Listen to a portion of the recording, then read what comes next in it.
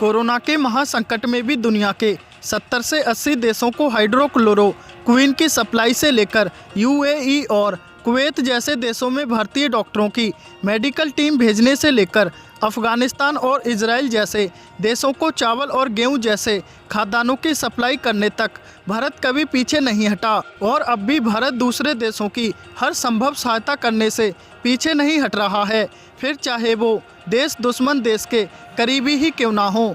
अब भारत ने north Korea को $10 लाख की मेडिकल सहायता भेजी है। ऐसा वर्ल्ड हेल्थ ऑर्गेनाइजेशन से मिले अनुरोध के बाद किया गया है।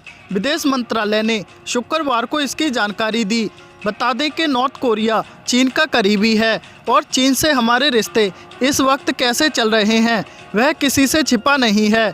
तो वहीं नॉर्थ कोरिया ही वो देश है जिसने पाकिस्तान को परमाणु बम बनाने में मदद की थी, जिनके दम पर पाकिस्तान आए दिन भारत को परमाणु युद्ध की धमकियां देता रहता है। मगर भारत इस सब की परवाह किए बगैर निस्वार्थ पूरी दुनिया की सहायता कर रहा है। भारतीय मंत्रालय ने कहा कि भारत उत्तर कोरिया में मेडिकल उपकरणों, सामग्री की कमी और वहां के हालात के प्रति संवेदनशील है और उसने टीबी की दवा के रूप में $10 लाख की मानवीय सहायता प्रदान करने का फैसला लिया है।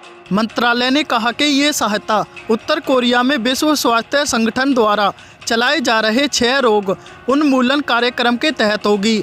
दवाओं की खेप उत्तर कोरिया में भारत के राजदूत अतुल मलहारी ने WHO के प्रतिनिधियों की उपस्थिति में देश के अधिकारियों को सौंपी। गौरतलब है कि खुद से जुड़ी चीज़ों को सीक्रेट रखने में सबसे आगे रहने वाला देश नॉर्थ कोरिया अब तक दावा करता रहा है कि उसके यहाँ कोरोना वायरस का एक भी सिंगल मामला नहीं है।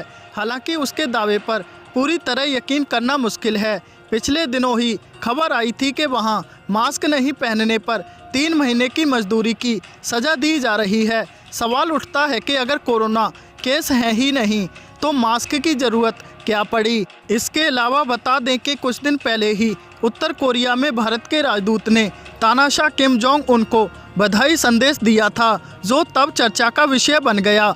भारतीय राजदूत के संदेश को न केवल उत्तर कोरिया के सरकारी अखबार में जगह दी गई बल्कि टीवी पर भी उसका प्रसारण किया गया। बताया जाता है कि दुनिया से कटे उत्तर कोरिया में ऐसा बहुत कम होता है कि किसी विदेशी राजनयिक के संदेश को इतनी तवज्जो दी गई हो। उत्तर कोरिया के सरकारी TV channel national television of north Korea पर प्राइम टाइम में न केवल भारत का जिक्र हुआ बल्कि भारतीय राजदूत के संदेश को पढ़ा गया।